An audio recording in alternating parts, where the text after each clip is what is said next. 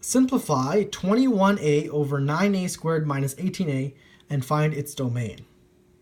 So first off, to simplify, in the numerator there's nothing really to factor, but in the denominator we see we have a common factor of 9 and 18, and also a common factor of a that we can factor out.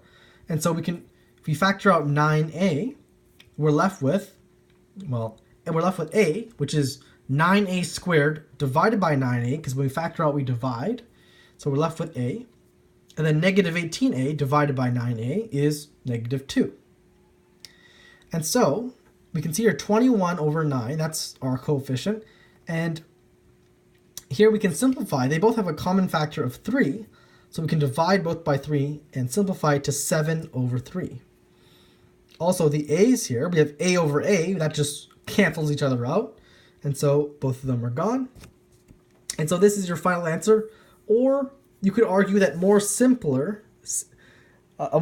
answer, I should say, is if I multiply out the distributive property here. So 3 times a, which is 3a, and 3 times negative 2, which is negative 6.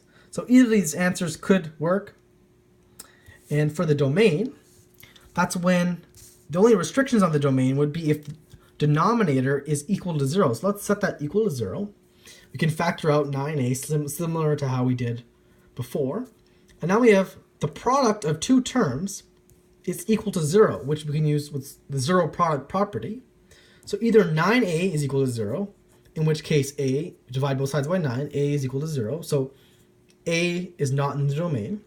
Or a minus 2 is equal to 0, in which case we add 2 to both sides and get a is equal to 2.